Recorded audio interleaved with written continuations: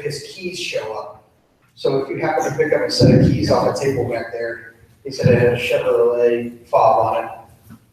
So, did we find it? Oh, there, you can hit the record button. Secondly, we have what we call LUHS updates. 13 turned down to, oh wow. We have a thing called LUHS updates. It's a text message app that we use. So when we had our lockdown a couple of weeks ago, when every week I send out, what? Oh gosh. But every week I'll send out announcements, updates, things like that. If you're a parent or a students, you should have already signed up for this. But parents, if you want to get these text message updates, go ahead and get your phone out right now. I'll just walk you through it. Yes, you can have your phone out in school. What's that? All right, so you open up a new text message. Where it says to, the number that you're going to send it to is 81010.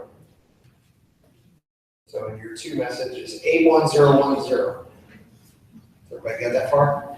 And then the actual message itself is the @ sign, so at LUHS1.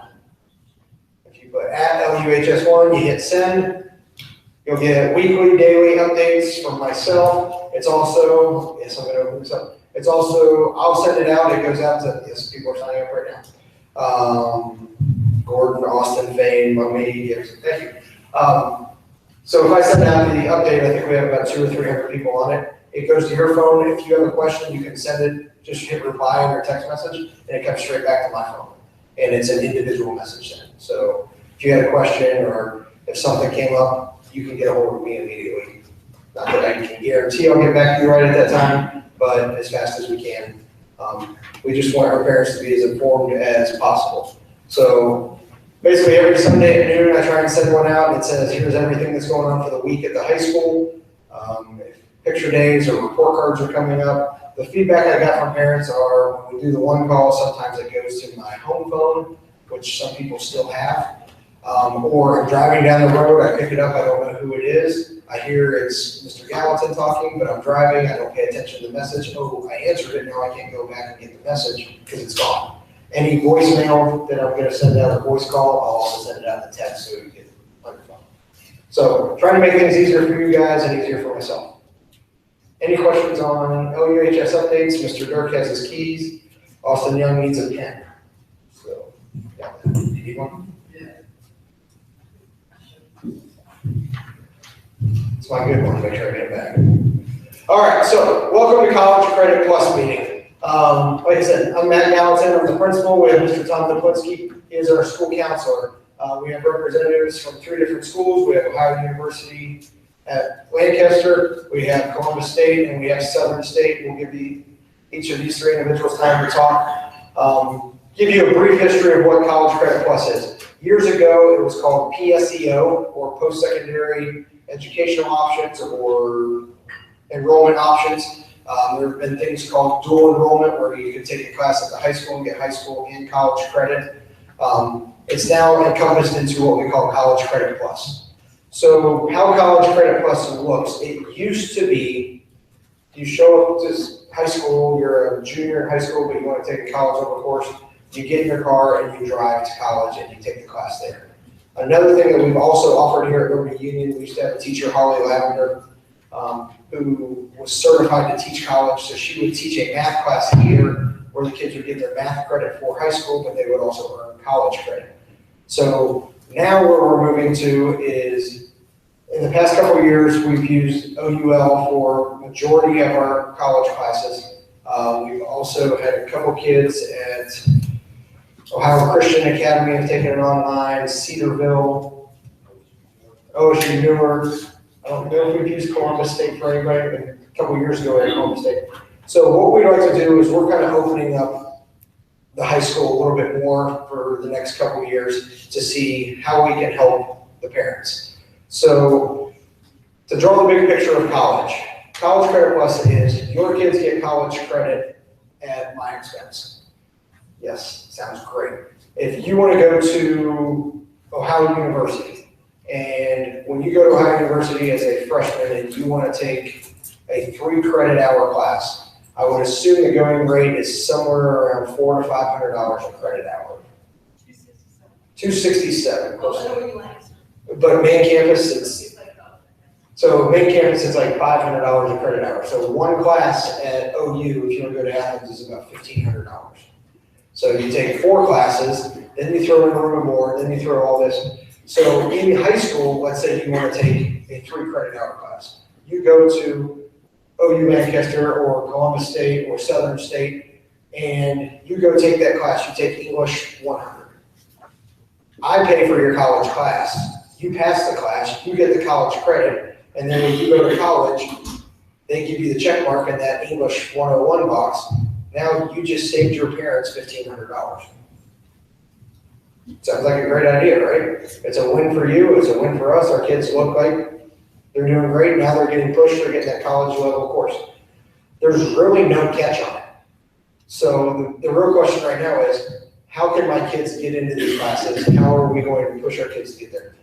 Ultimately, I would love to have teachers here at Liberty Union that can teach these courses. When we're working with these 3 universities, the issue we're running into is if we were going to offer psychology as a course, what the colleges are looking for is, do we have a teacher who has their master's in psychology?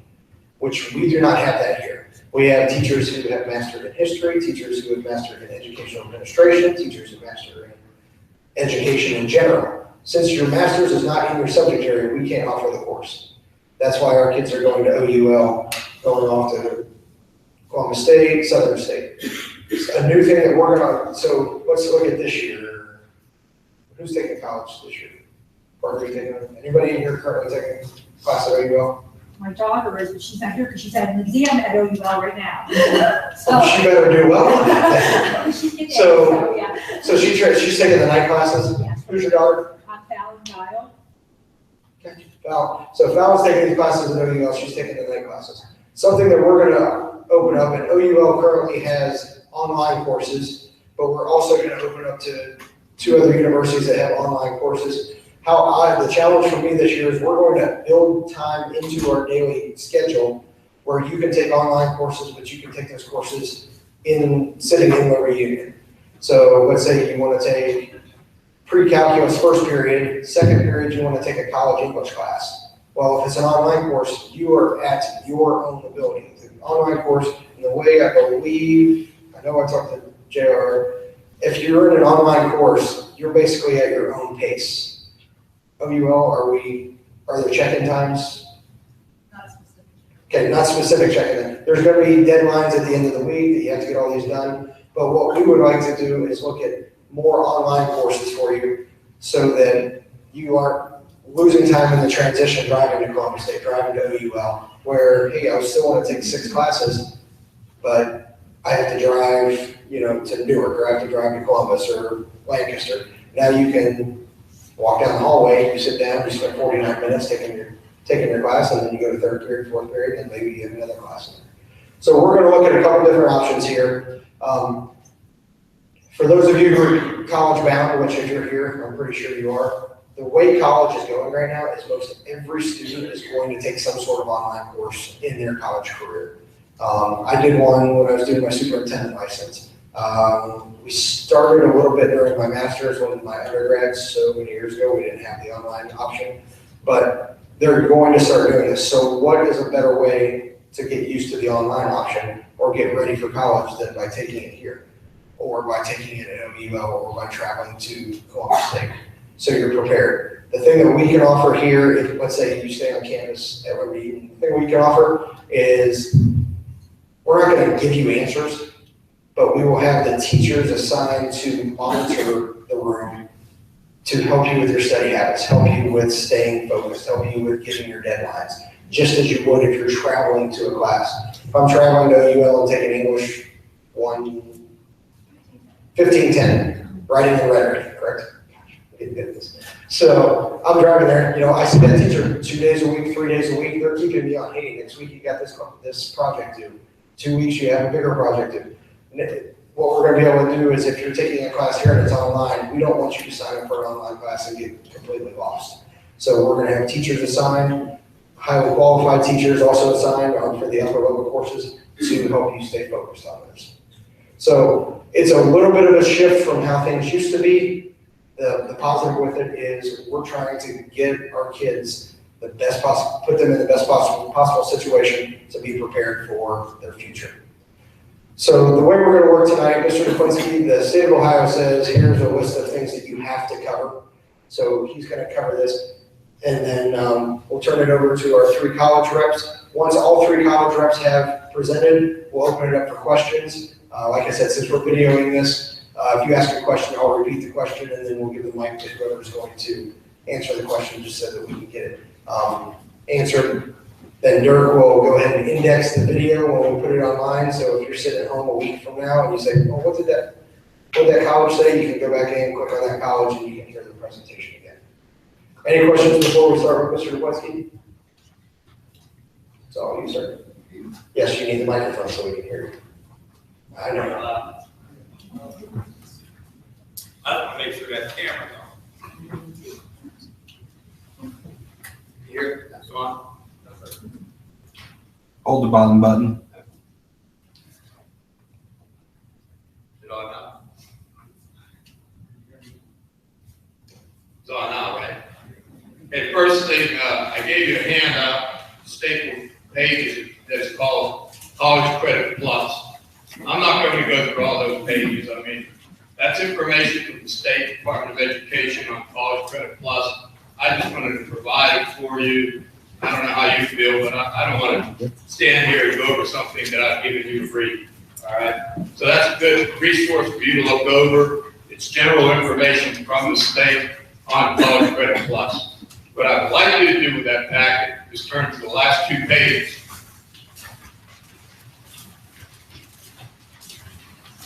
Next to the last page is called Acknowledgement Information on College Credit Plus. These are some very important items that I want to go over just to make sure that you understand at this point what you could be getting yourself into as a student, what you are getting your student into as a parent. Mr. Gallatin mentioned what I put across the top, financial arrangements and obligations for high school and college credit. The majority of the cost is our responsibility, Liberty Union's. All right, we pick up the tuition, we pick up the books as far as the cost. We will not pick up little incidental fees. For example, if you're in a math class and a particular professor wants a certain type of calculator, we're not going to buy a calculator. That's no different than if you're in our school taking calculus and our math teacher says, this is the kind of calculator we want you to have. But it's still a great deal when you think about tuition and books. The only thing, if you look down to number 5, since we are paying for the books are our property, and we ask 2 things of our students. Number 1, return the books to our library. This is how we shall, and we keep them up there as a resource. And number 2, when you're getting your notice of what books you need for your particular class, before you go to the bookstore and buy the book at our cost, check with Ms. Ty Shell in the library. We may already have it, and that saves us some money. But that's the 2 things we ask of in reference to the books. I'll run down this real quick. I want to emphasize that the acceptance decision is the college and university's decision, not ours as the high school. Our job is to help you through the application process, but they make the decision in the end. Scheduling through the college or university, as you process, and this will be my first experience with the 2 universities that we're doing strictly online, but I've been with Pat Fox with OUL for a long time in terms of our relationship. When you're scheduling with any one of the 3 universities, or if you before you hit the final button saying, this is my schedule, I emphasize that you need to come in and see me.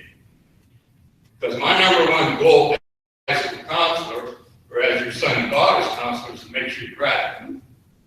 So before we finalize a schedule between what you're taking online, or what you're taking at OUL, or or what you might be taking here, we sit down and we look at it, and we make sure it can work out. For example, if you're going to use an English class, I want to see in paper or on paper that that is an English class. Another reason why I want to meet with you, I have to allow for travel time if you are taking it OUL. I say this every year.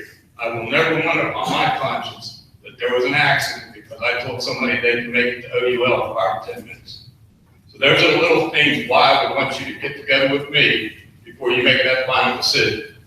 If there's a schedule conflict, I win out. Because again, my number one goal is to make sure the student graduates. How many college credits?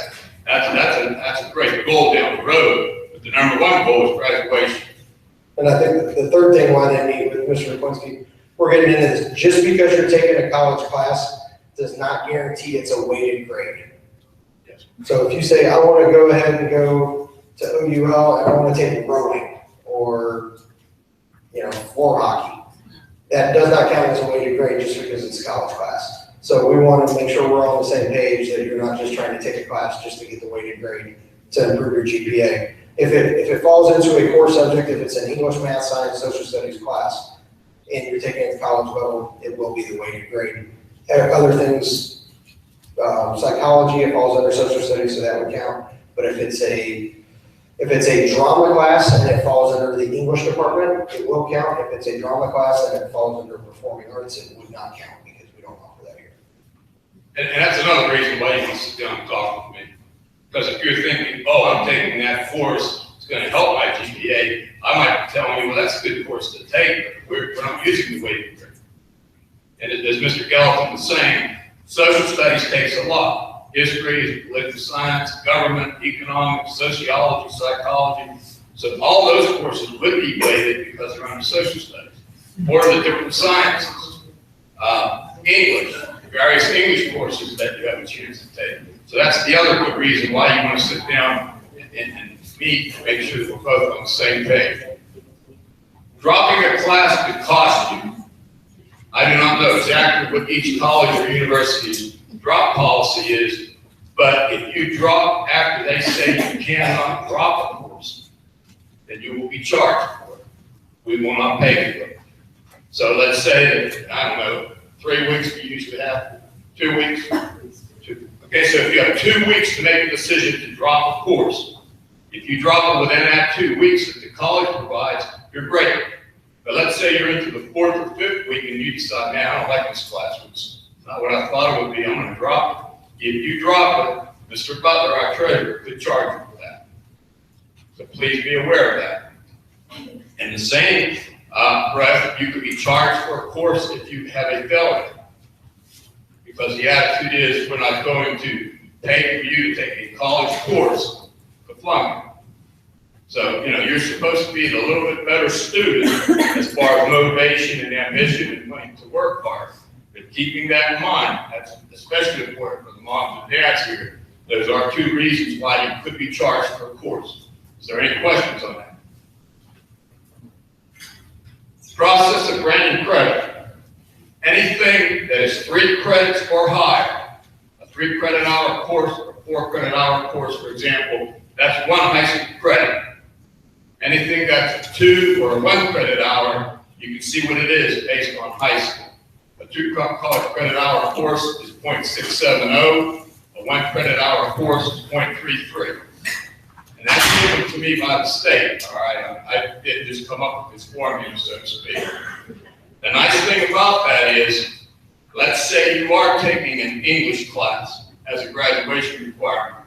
You can't have one of your English courses out of the way in a semester, as opposed to a full year. And we have quite a few students with our experience with OUL that have taken English for that reason.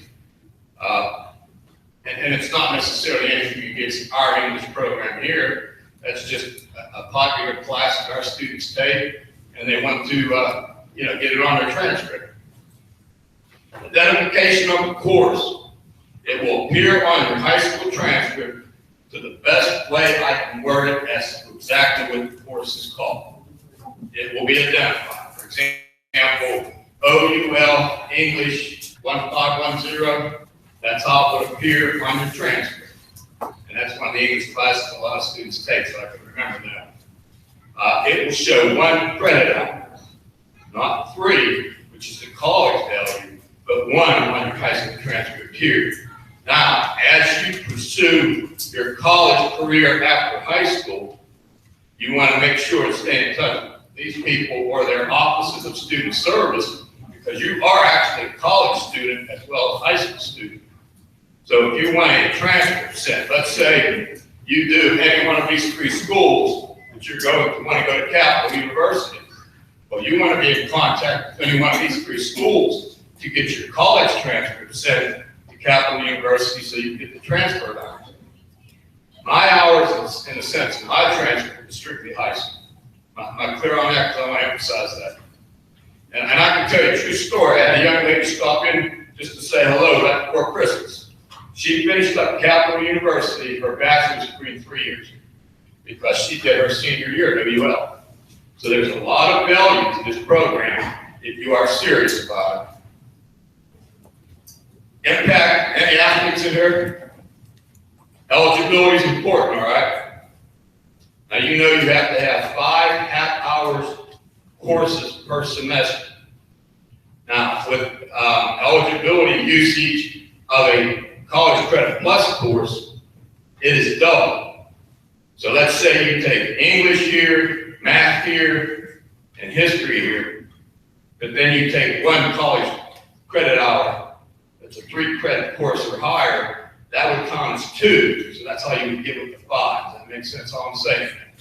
I have some examples the state gave me. I thought I was going to need the mic hung on my collar. I'm scared to death I'm going to drop something here. Here's an example the state gave. This student took high school history, college literature, 3 hours, calculus, 5 hours, biology, 3 hours. That's only 4 courses.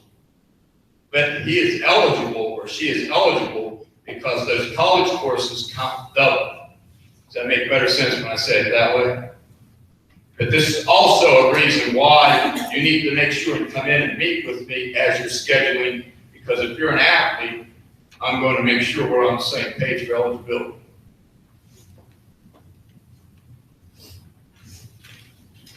Another example the state gave on the literature I received, this student took 4 3-hour courses on the college level: French, sociology, computers, and geology. Only 4 classes, but he or she is eligible because, again, they're 3-hour courses, they double. So I want to make sure and emphasize, again, eligibility is a factor. Any questions from the athletes on that?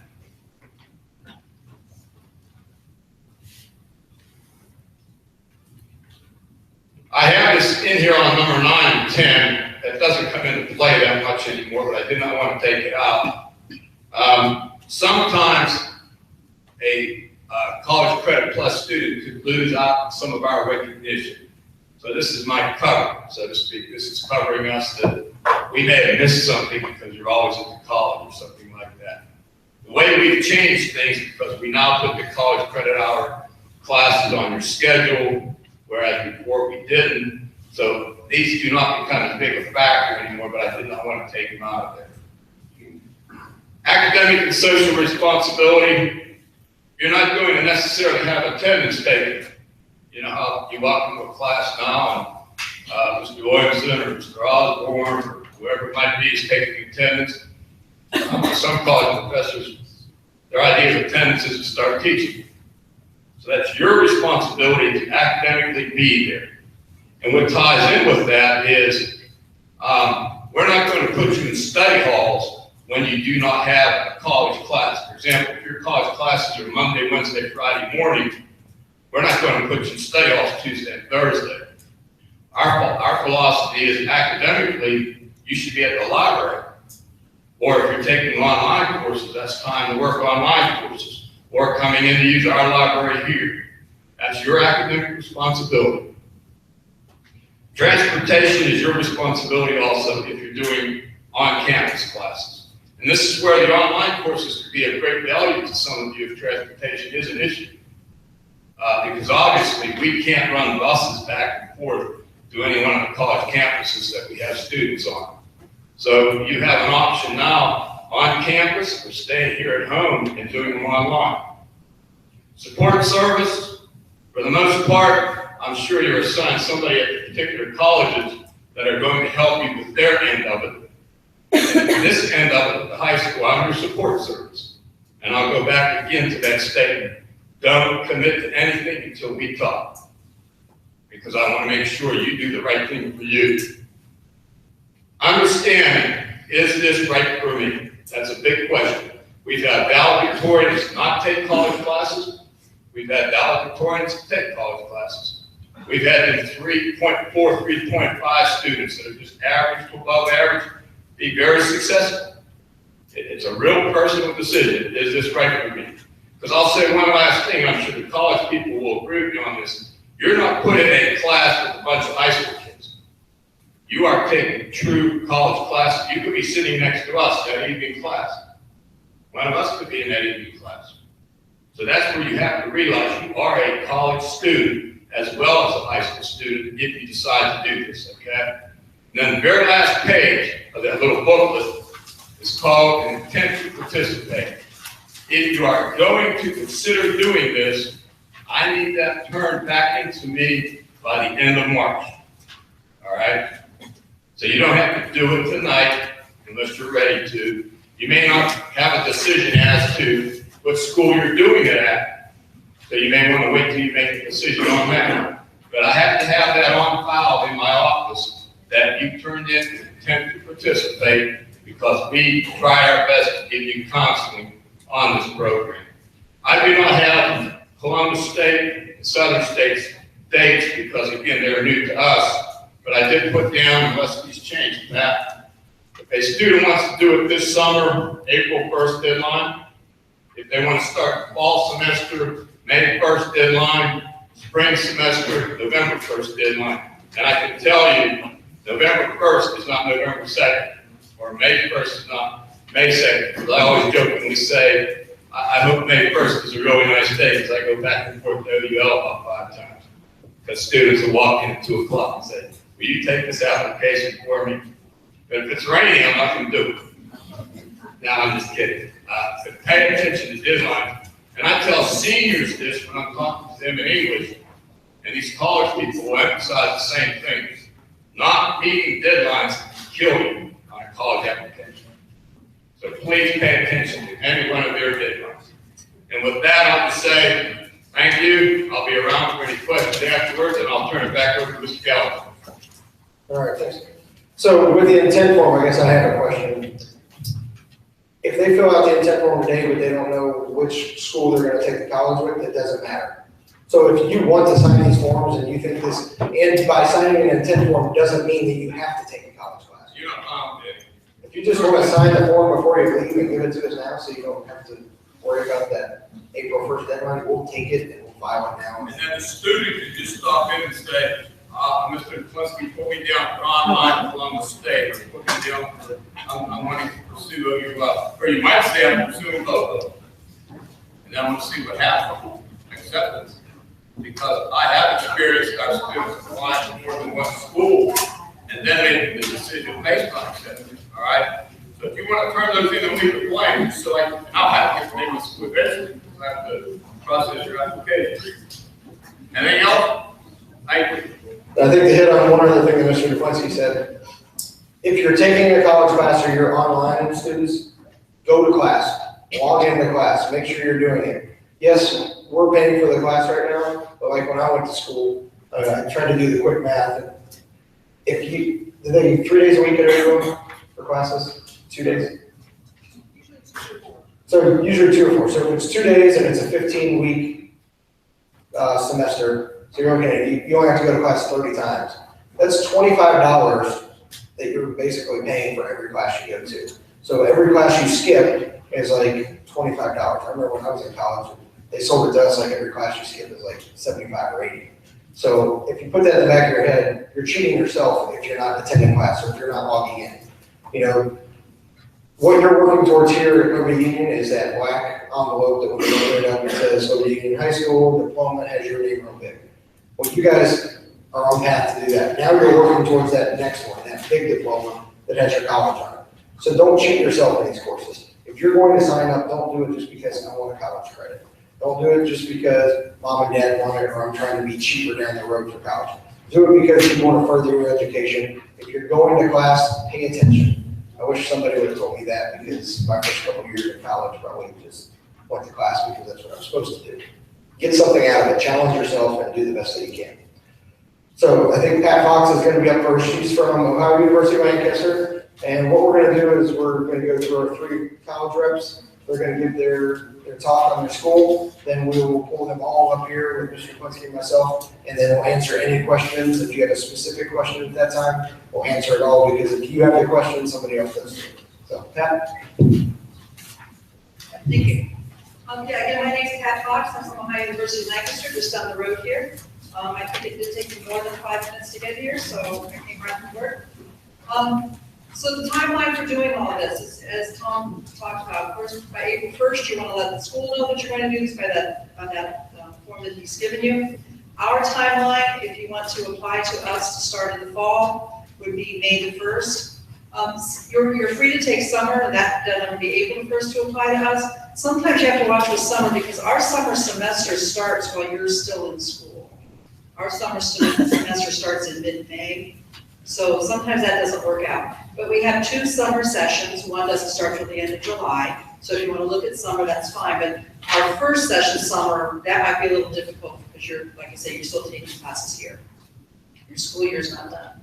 So you'd apply for admission to us. Requirements to be accepted into the College Credit Plus program at OU Lancaster is you have to have a 18 on the reading subscore of your ACT. So an 18 on the reading subscore.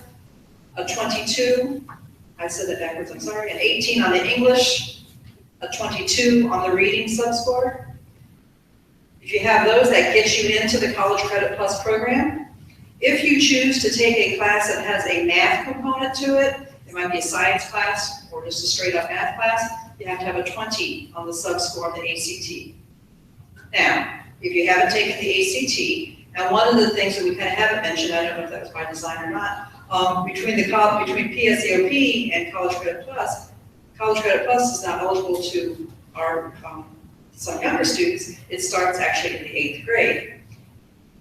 So if you haven't taken an ACT, we do have a test called the AccuPlacer. We use AccuPlacer to test. So if you don't have an ACT score, once we get your application and see that, then we will invite you to campus to take the AccuPlacer placement test.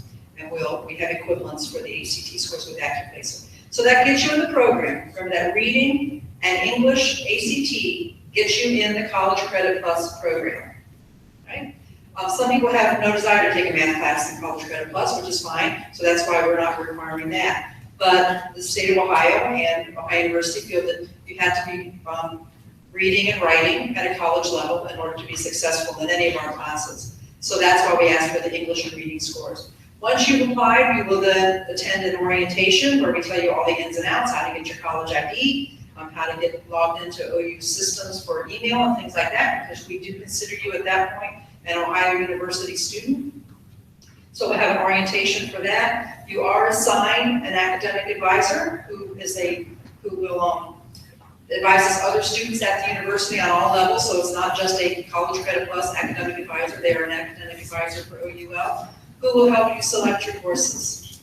Now, I very much appreciate the fact that Tom said you have to touch base with the school here, because we'll have students that will come in and say, I need to get X amount of credits in English so I can graduate from high school, so can I take that class and then I'll be good to graduate, right? Okay, I work for OUL, I don't work for Liberty Union, I don't know that. So it is very important that you touch base with the high school because, as this is mentioned up here, step 1, graduate from high school. All right, that's step 1.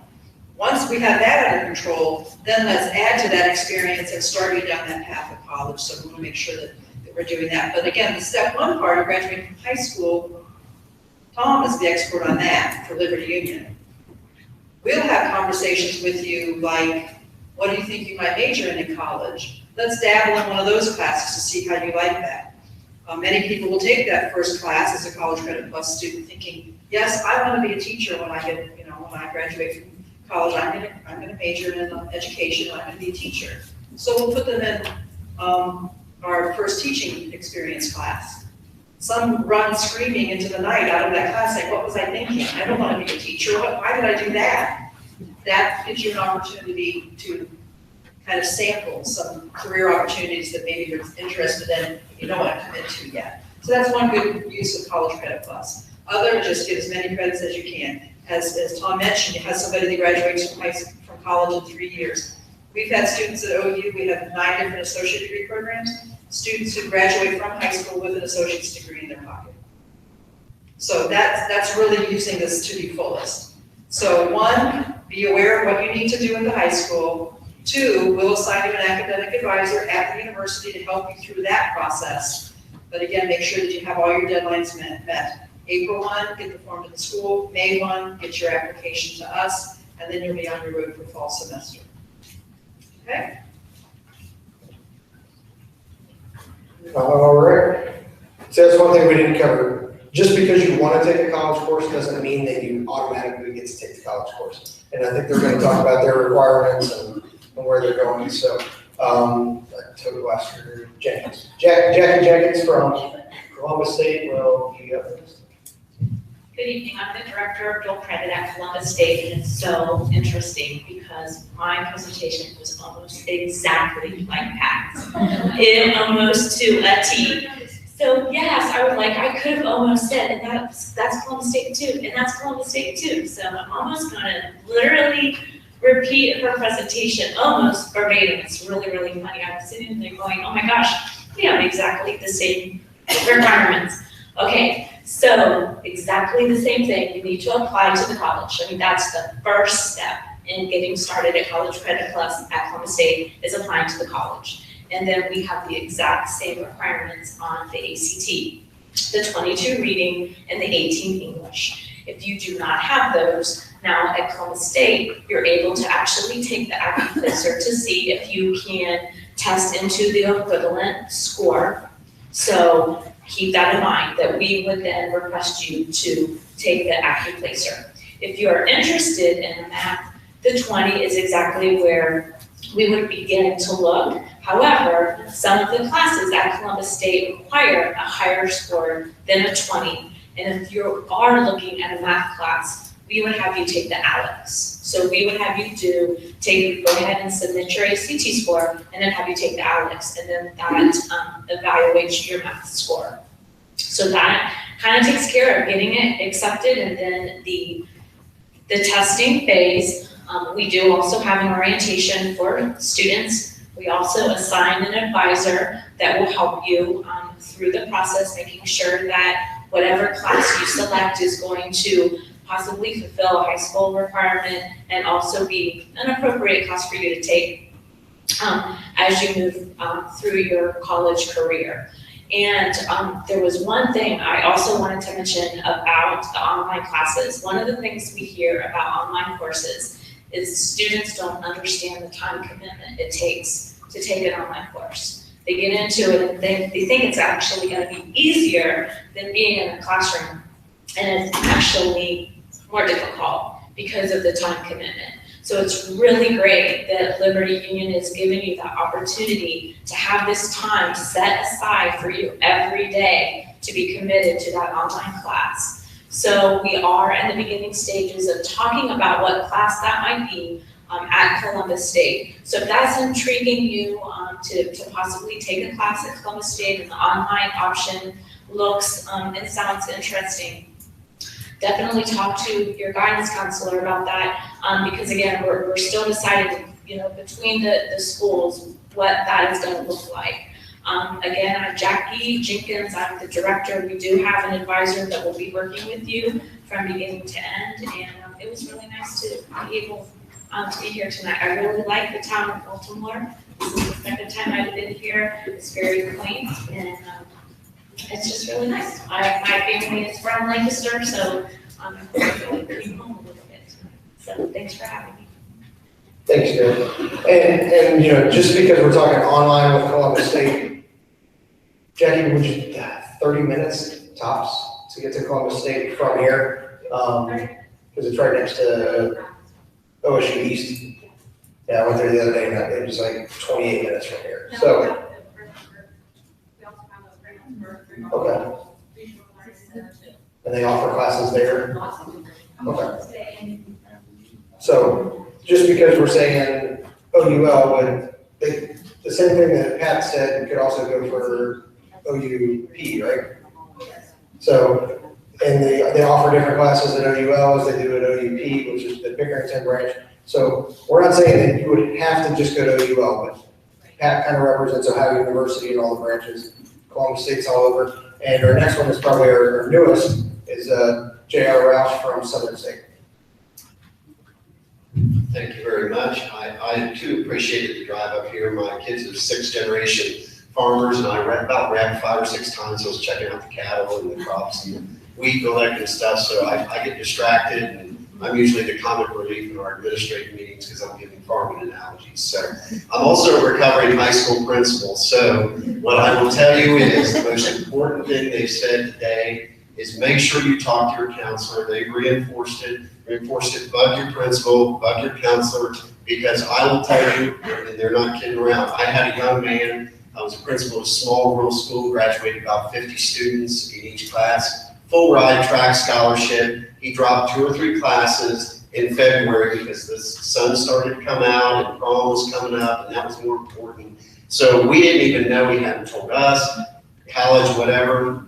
We start doing grade checks and find out this young man's dropped those courses, and all of a sudden now he's ineligible, he loses his track scholarship, and things just spiral out of control. So I'm giving you testimonies to tell you your principal and counselor are not joking around. It is very critical that you talk to them and keep them in the loop. So some of you are going, where in the world is Southern State? Why do I want to deal with them? I did leave some literature out front. One thing I'll tell you, and these ladies will as well, this is not a competition. You know, my main purpose this evening is if we're the right choice for you, that's fine. If Columbus State or OU is the right choice, go with them as well, okay? We're an open admissions institution. And you say, what does that mean? Well, essentially, it's the same thing as if the Roushes moved into this district and your principal said, we don't want any part of that family, they're no good, they're trouble. They did not keep the Roushes out of this school. It's a public school, even though we had a bad reputation. They're an open admissions institution. So Southern State is an open admissions institution. So in other words, we're like Tom Odell, we keep the light on. That doesn't mean our standards any less. It just means our process is a little bit differently. We also require a 22 for the math. Yours was a 20, but we start with college algebra, probably similar if they're taking college algebra, it's 22. Okay, so very similar. 18 for the English and ACT. And we also have the AccuPlacer. But what I will tell you is, if you say, well, I took Southern State's AccuPlacer, I shouldn't have to take theirs. They're custom designed for each college. So unfortunately, if you took the ACT and you didn't score college ready, you may have to take our AccuPlacer. And if you say, well, I want to take a class from them as well, you may have to take their AccuPlacer as well, okay? It is absolutely no problem if you want to have all 3 schools on your transcript. It causes a little more work for your counselor, causes you to be responsible when you graduate, but I don't know if we really focused on the Ohio transfer module, and I think that's very key.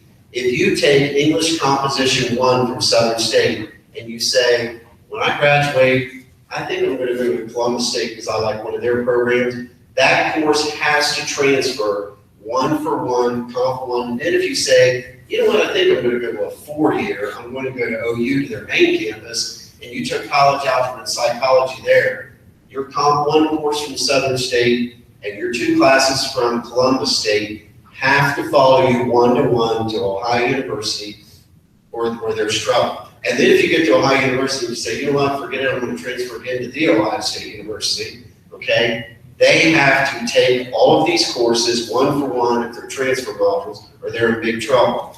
So what I'm telling you is, don't think Southern State, Columbus State, or a regional campus and those courses don't get you where you want to go. The Ohio transfer module are those core courses that we're talking about here, psychology, speech, Comp 1, algebra, courses like that have to transfer one-to-one. Where we offer some technical courses, for instance, if you said, I want to take an intro to computers online, that's not a transfer module course, but it might be a transfer course as an elective. So that's where you need to talk to your counselor or your principal and say, I'm really interested in computer science. I'd like to take this computer science online course through Southern State, okay? Keep in mind too with online, as they said, both of my kids participated. My son walked out with about 15 semester hours, transferred out of state, no problem. You need to do your homework there too.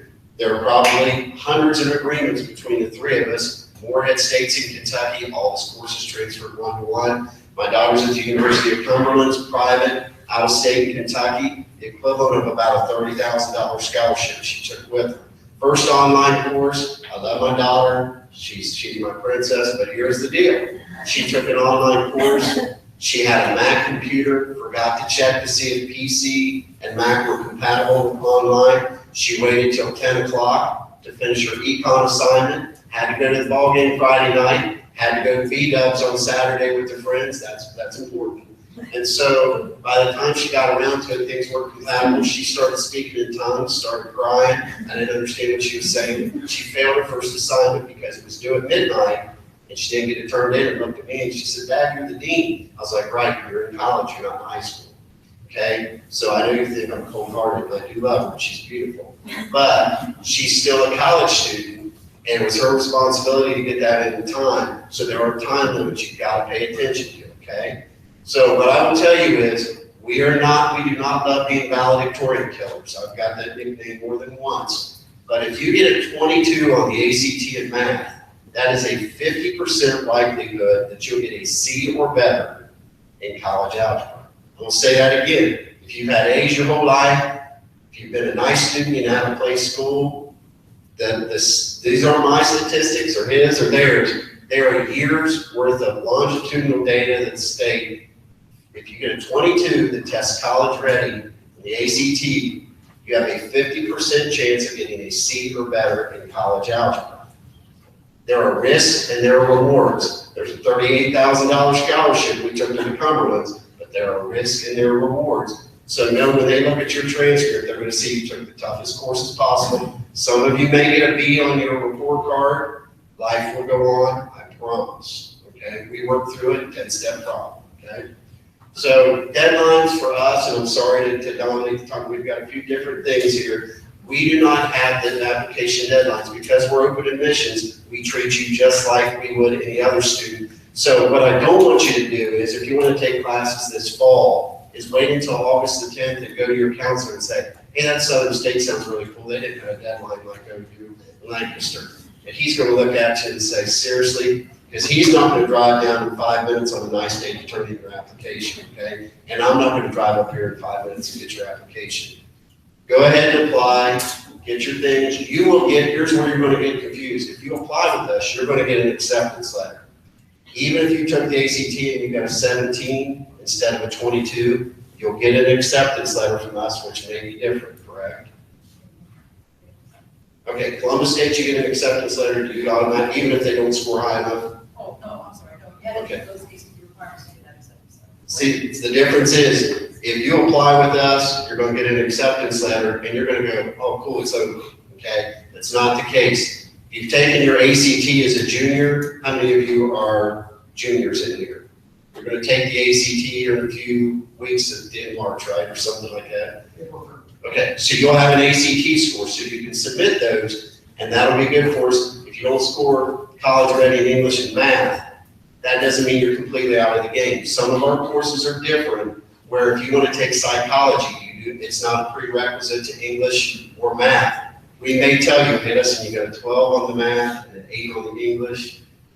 You're allowed to, but you shouldn't, okay? And that's where you need to talk to your counselor. Just because you're allowed to doesn't mean you shouldn't, okay?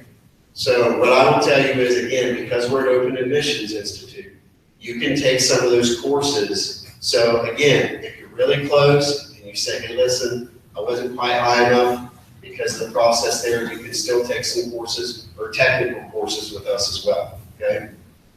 I'm sorry, I better stop because I'm taking too much time here. Any questions for us is that we had 43 students graduating with an associate's degree from Southern State High School 2 years ago. So it's very possible.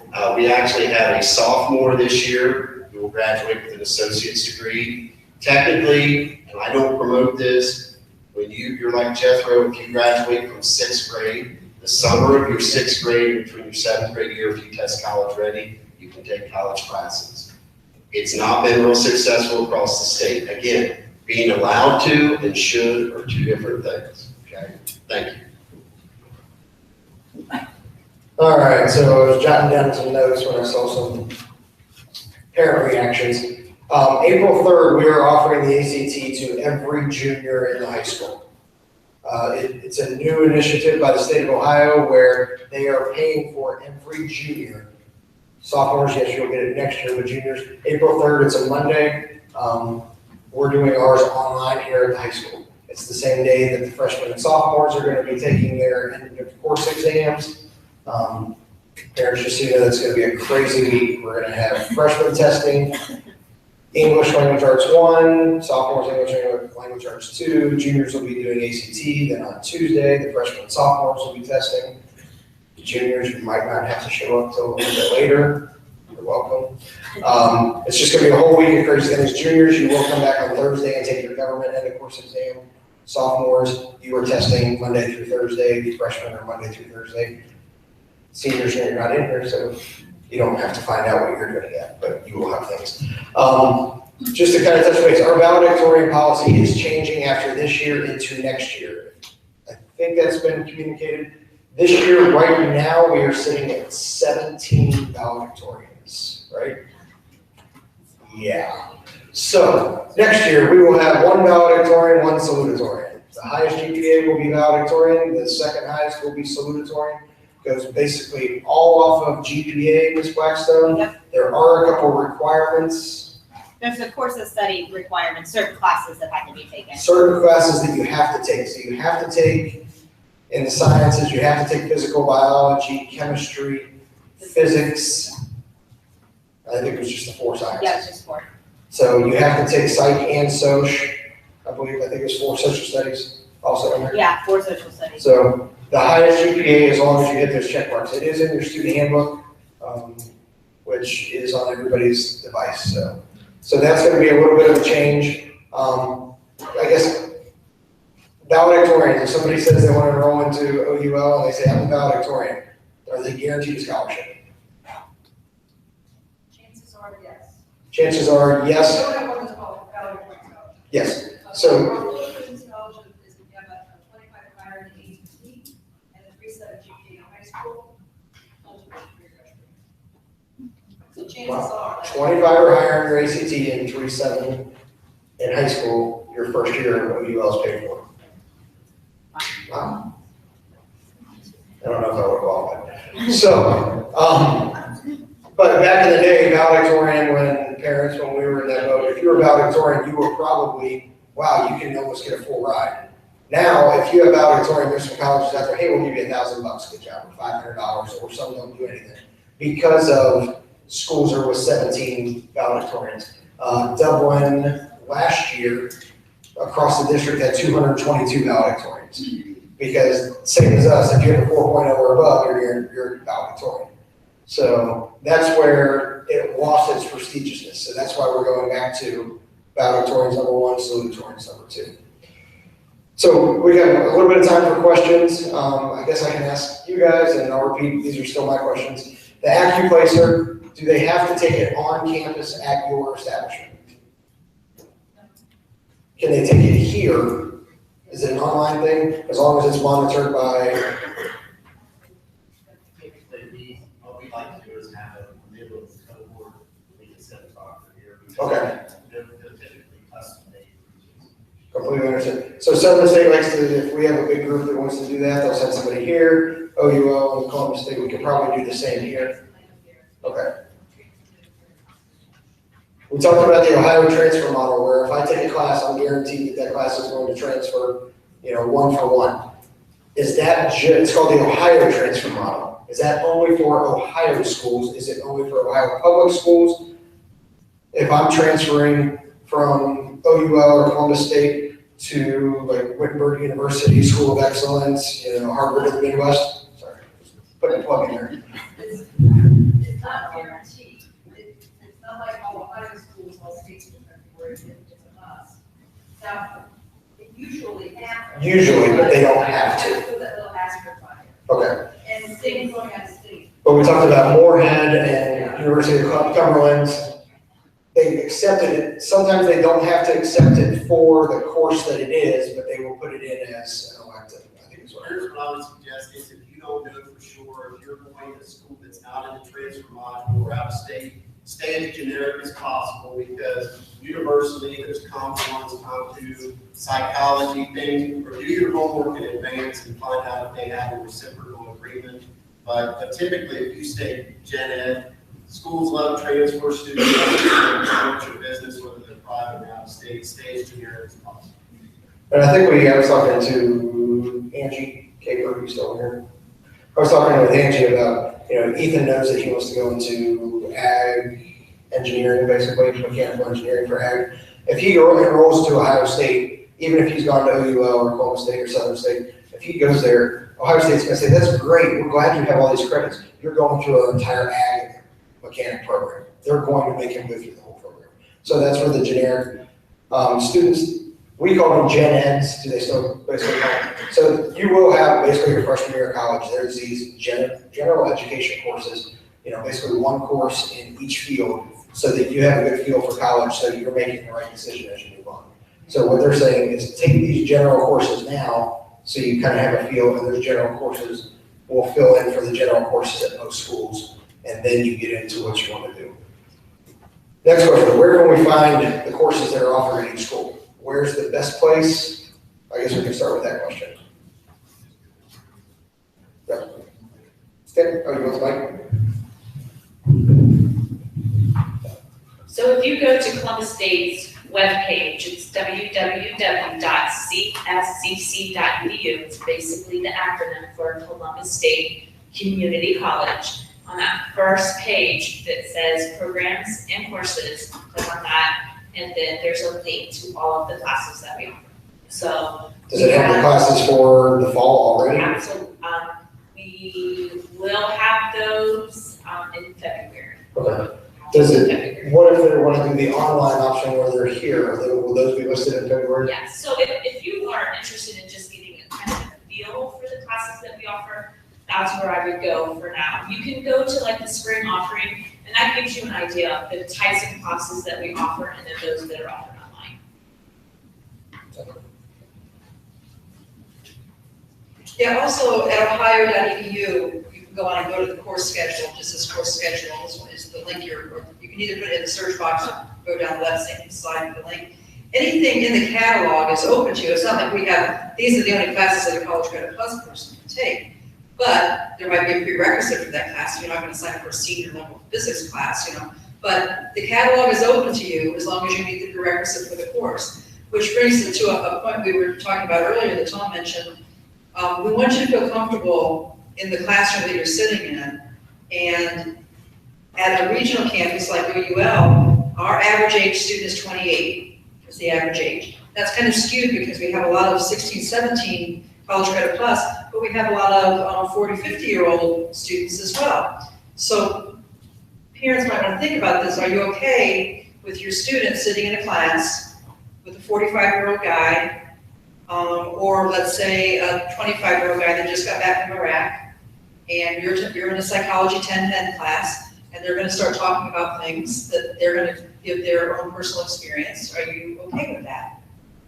I will tell you, the faculty love having a very diverse classroom. I might have gone off subject here, but they love having a 16 or 17-year-old high school student from their frame of reference of life, and then a 50-year-old who will sit back and look at them like, really, live a little bit, and then tell me your story.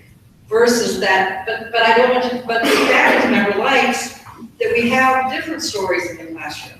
So faculty love having that very diverse population in their classroom. But the whole catalog is open to you as long as you meet the prerequisite for the class. And if you want to learn more about the College Credit Plus stuff, and the things that I said tonight, if you go to ohio.edu/College Credit Plus, it's all there too. And if you send that stuff to me, we can send it out. Yeah, we sent the link to the school here, so they're gonna push that out to you. And I guess the other thing is when you go to the OU, because I've been there before, you can click like Lancaster campus, Pickerington campus, online courses, and kind of sort by what's in there. So I left, for Southern State, there should be some of these left out there as well. There's an application also, general information about College Credit Plus. Forgot to mention too, and it's important, a lot of our online classes fill up first. So I use the track reference. If you're in the restroom or you're talking to some of your friends over in the tent, you're in a track meet, and the gun goes up and it goes off and everybody takes off, and you're not at the starting block, then you don't get to run the race. So the analogy there is when registration opens for online courses, if you're busy and distracted somewhere else and you don't get to the line for registration, you're probably going to get locked out of a lot of those online courses. So what I always encourage everyone to do is go ahead and get ready, get registered. Even if you register and you say, you know what, it didn't work out, you can still drop that class. So what I will tell you is our classes, you can take them this summer online as well. Our summer semester will end after you're done with your, should be, when you all finish up for May, the 24th? You should be fine to take online classes this summer with us, okay? So you can actually start, get your foot wet, and take a couple if you want to take some online courses or something this summer. Make sure you talk to your counselor. Don't just sign up for some random class that doesn't, count for, you may think it might count for your graduation requirement. They're going to steer you in the right direction, okay? So check these out on our website. If you look at academics, also it'll give you, there's a little asterisk beside the Ohio Transfer Module courses. When you look at course descriptions, degree programs, things like that, you can see the summer schedule. The fall one should be out shortly for you to take a look at that. But again, like they said, you have the same access to the courses as long as you've met the prerequisites as anybody else. We treat you as a college student just the same as our students on campus. Good, so let me put you guys on the spot real quick. If you could, because nobody in here is taking the college class yet, right? So their question right now is, I've never done one, it's time to get started. What would you recommend as my first class at your school? I would say mostly if you meet the criteria, English comp, probably psychology, maybe economics. Your economics more than likely is going to match up with one of your government or social studies. Psychology is usually a pretty good one. Speech we don't have online, but just in general, if you're able to do the college algebra, it's a tough one. But I will tell you the success rate at community colleges and regional campuses versus going out and being an unrated. Basically, you could be in a class with this whole thing filled up, and you may not ever meet your professor, you have a TA. With this setting, if I was going to recommend, both of my kids, they admitted I was right, said we wish we would have taken college algebra at the community college rather than in a setting where there was all these people we couldn't get up. Okay? Psychology, speech, English comm, college algebra, economics. What? History. Western Civ. I taught Western Civ. Class, I had 50 students, 42 were College Credit Plus students. And I had one lady named B, she was 72, and to watch her reaction every time they said something was priceless. Did they have to read All Quiet on the Western Front? What's that? Did they read All Quiet on the Western? This was when they were locking off kids and after kids and they tell them behind and all that. Way they do All Quiet on the Western Front, and the book is different than the movie. Found that the hard way. The other thing I would add to that is like one of the courses you take, remember that first thing, like when you graduate from high school. So if you're taking something you graduate from high school, make sure you're meeting the correct requirement. And once, if that's your goal, there's kind of two different ways you can look at College Credit Plus. I'm taking college classes to meet my high school requirements. So that's a 2. I'm finishing high school, I'm getting college credit. So I'm doing that high school requirement. And then future general education requirements. And I think one of the things we're doing, if you take, let's say in the fall, you take writing and rhetoric 1. It takes you 15 weeks to take it. That counts as your English class for the entire year. So if you take a college class and it's only a semester long, it counts as one full year on our transcript here. So let's say you take 2 classes in college in the fall, 2 classes in the spring, you picked up 4 high school credits. It's not just 4 semesters, it's 4 full year credits.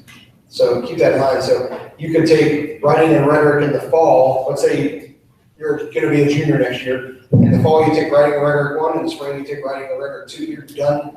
Your senior year, you don't even have to take an English because you've already knocked out both years of Englishes. So keep that in mind. I guess we'll open it up for questions. If there's specific questions. Yes, ma'am. Does Mr. Toplinski have a list of classes that students have previously taken that we could look at that match for high school and also will qualify, just like the general ones? Question is, is there a list of courses that our students have already taken that count for both? I don't necessarily have a list, but if a student comes in with, you want to see what English courses students have taken, I can show what English courses they've taken that count towards English. I can pull up and show like what math courses have been taken, what social studies have been taken, but I don't just have like a master list, but I can gather, I guess is a better way of putting it. Okay, well, I would like to get one. Okay. Yeah, maybe we just come up with a recommended courses or I'll just previous courses that have shown success at LU. I don't want to really say recommended. I don't think it's right to recommend a course to a student when I don't even know that student yet. I'll create a list of what our students have taken. And then as you talk to any one of the 3 colleges, then you see how that fits into your student. Keep in mind too, our English comp is 1101, yours is 1510. Ours is English 1100. Okay, so 1100, so there's 3 different numbers, so don't get confused or wigged out at the fact that you're like, hold it, he said this, those are all 3 English composition 1.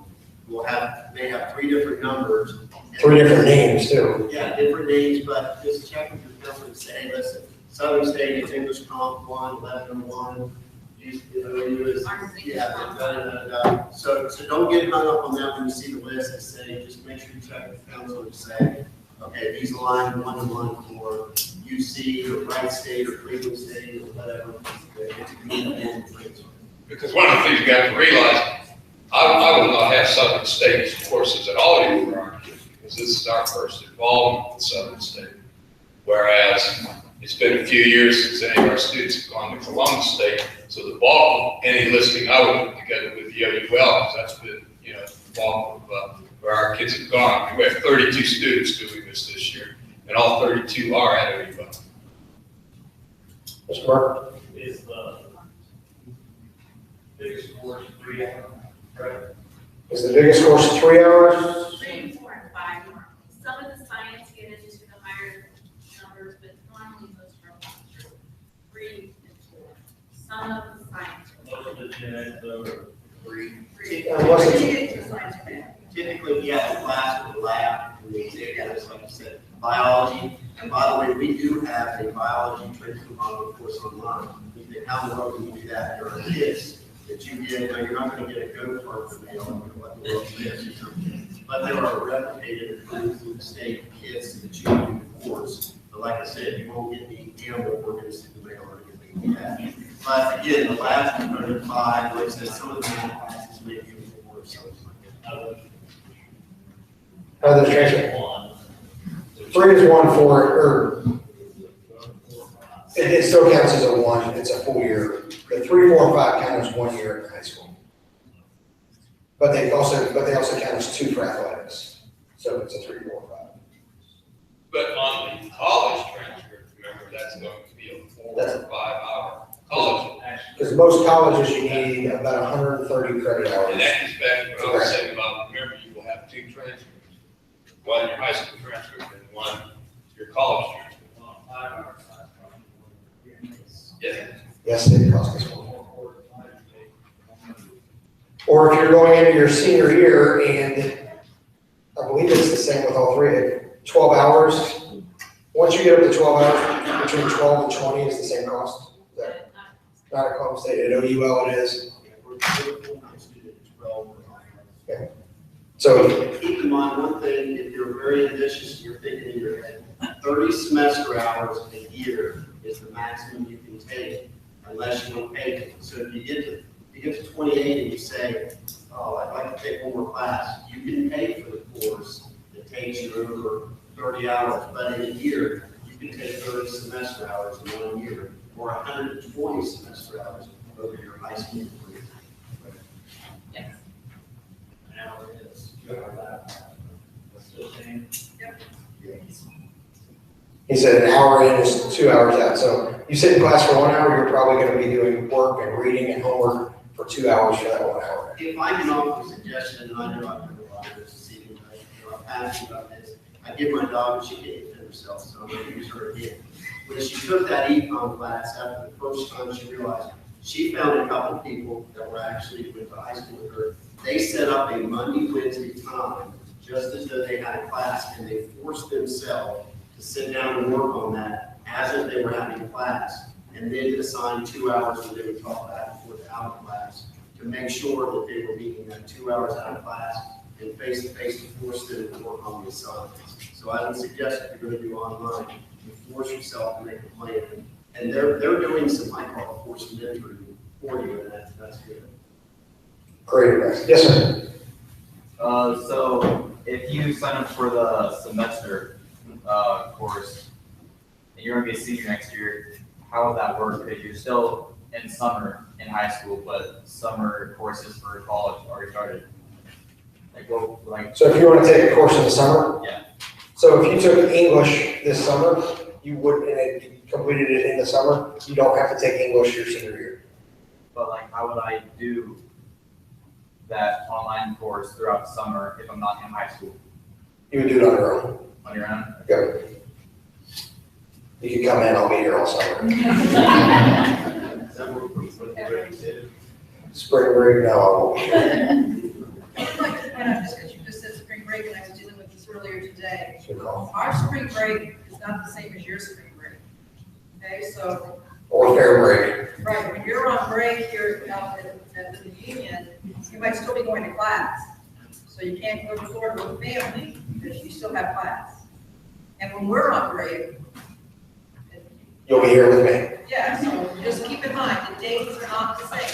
When classes start, when they end, and when break is, when the finals week is, it's all different, so you have to keep track of it. If you're on an online class, you might be doing your online class from the beach, which is okay. The audit tends to align a lot better with the high school and the college schedule. For some reason, spring, normally almost always the spring breaks are not the same time. And we might have a little bit of a curveball, I think our grading period, just to let secret out. Our grading period, I think next year, the semester will probably end after Christmas, like January 12th. So there could be a little bit of an overlap depending on when spring classes start, as opposed to here, just because of the number of days. So but once again, everybody in here, you're the go-getters, you're the ones that are gonna get it done. If we're talking 8 days of school, we'll make it work right after Christmas. If you're starting a new class there, finishing up here, and if your schedules are switching. He brings up a great point, especially if you take it on the campus or online. If you take an online class and the course starts August the 12th with us, but your school doesn't start until the 18th. 16, you better be on your course, because if you don't check in and start, you could be dropped from the class for no report or attendance. So if you sign up to take an online class, even though you said, hey, they're going to help you here in school, if there's an assignment due day 1 or day 3, you already have 2 zeros and you don't even know it. So make sure that if you sign up for a class, you know when that class starts. Here's the other advantage. You might be done, your final might be December 5th. Guess what everybody's still doing in the rest of the school? They're still taking classes. You're finished December 5th. There's no extra assignments. Everybody starts back after January, probably the 4th of school. Our courses might start January 12th and 15th. So you don't have any assignments. Everybody else is taking. So May the 5th is our graduation this year. May the 4th, your finals week. You might be finished with your assignments April 31st. What's everybody else doing the rest of May? So make sure you're paying attention to the deadlines for when courses start and end, or paying attention to disadvantages there too. I would say I have one more thing also to say. For instance, let's see, where's the student? How do you communicate with your friends? Oh, you do your like lunch. Okay. Lunch. Texting, What else? snapping. How else? What are some other ways? How do you communicate? Stop them. Okay. How else? So like a text. Snapchats with little beards with rainbows coming out. We don't do that in school here at all. Email. No. Okay, so that's how colleges are still, in most cases, communicating with you, is through email. Now, we understand it's a little antiquated, but right now, that is our official means of communication to you, is through emails. And so it is so incredibly important that you use your email. You have to check your emails. We send you all kinds of important emails. For instance, if your daughter would maybe even check her email, she would have realized that, oh, I have a problem. One more. You mentioned 30, is 30 the max? So they do. So they require. So you go 12 in the summer, 12 in the fall, and 12 in the spring, you're paying for 6 hours. Correct. You're paying out of pocket. Here's what I'll tell you, Dennis, and I know you all are so bright, so advanced, but most of the students I know, even with, you're talking about, if you're taking a 15-hour load in the fall, 15-hour load in the spring, that's full-time. That's essentially what students are doing, full-time as a career, as a 15-hour student. And then you've got other extracurricular things. You've got prom, you've got 4-H, you've got all this other stuff. You've got to clean the house and do the laundry, and let all the students do that. So you've got all that stuff going. I don't recommend, seriously, doing 36. It's a rare bird to do that. Typically, again, like I said, knowing what I know as a high school principal, you've got other stuff on your plate. Enjoy high school a little bit too, okay? You don't want to look back, and I'm just, my 2 cents worth here. The best thing my kids do is not go full-time. They got a chance to dabble back into high school, be a National Honor Society class officer, basketball, track, FFA, all those things, so they did look back and say, I wish I would have had a chance to find out and say that about me lunch, or something like that. So don't forget, still enjoy when you get my age and look back and see. Okay. So enjoy it. Don't do it. Any other questions? Yes, sir. All 3 have online courses. All have on-campus courses, but Southern State, we probably won't be driving there. How long does it take to Hillsborough, right? Well, we have 4, there's one in Washington Courthouse in Fayette, there's one in Hillsborough, Mount Hill, 32, and one in Wilmington. Fayette campus would be the closest. Unless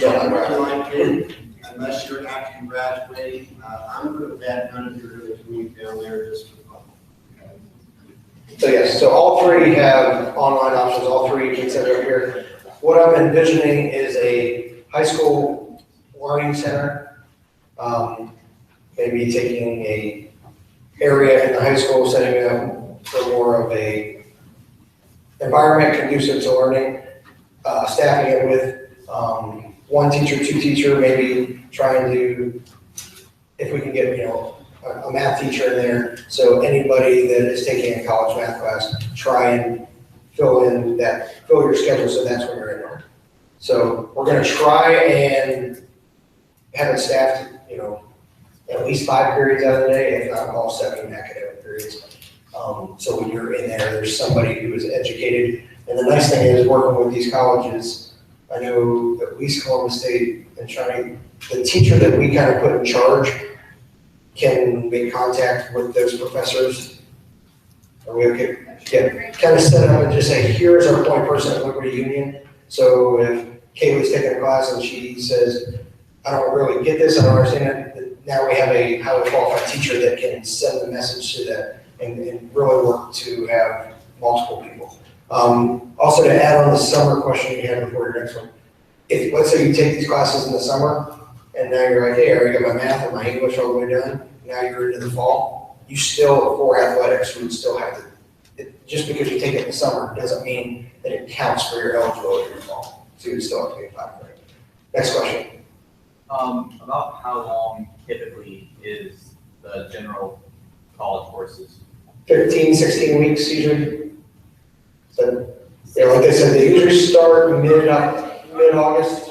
Yeah, we start, like August 22nd, we're out like December 15th.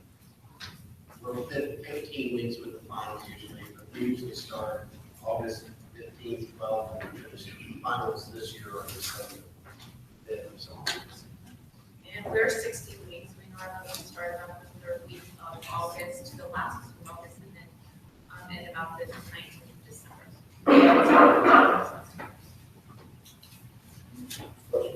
was just gonna draft and might use that on the browser we did, and I guess it's on your wall, but she took one class a semester, was totally, completely immersed in Liberty in high school, and loved high school, went to Eastern Kentucky, everything transferred, anything, we had one problem with fault, maybe literally from the office at Eastern Kentucky, and he fixed it. And she graduated in 3 answers, so, you know, and it was still, that's a huge thing for us when we went to high school, so again, very good. To piggyback on it as well, keep in mind, we're not preparing you for college. You're in college, taking college courses, however, you're in an environment that's being created, a more successful environment, because you have so many more support systems. But don't ever call and say, hey, listen, I know you guys will get my kid ready for college. You don't look at your students as, even though we know they're high school students, you're not high school students, you're in college, we're not getting them ready. Your faculty member won't even know, I mean, unless it's real obvious, your faculty member, you tell them, your faculty member won't know that you're. Or you can wear your LU jacket. Yeah. I just want to say, I knew within the first week, they told me I had 42 high school kids, and I had to start having to trim from cafeteria duty and kids. So I knew within a week I had 42 high school kids. And none of them told me. So as you can see, we're still hammering down exactly how it's going to look here, but we want to roll this out. We have to have those intent forms. If you want to sign the intent forms tonight, you can bring them up to Mr. Plinsky and I. We'll take them today. The 3 colleges will send us, Miss Andrew. The summer courses begin May. So May 6th, May 22nd. It's like a summer online course. We can make it fit in, make it work. If it's the May 22nd, I might let you take your exams early. Probably not. So if you still have questions, please see these people. Thank you again. If you have questions, feel free to call me or email. If you're playing baseball, there is a meeting in 3 minutes in the cafeteria.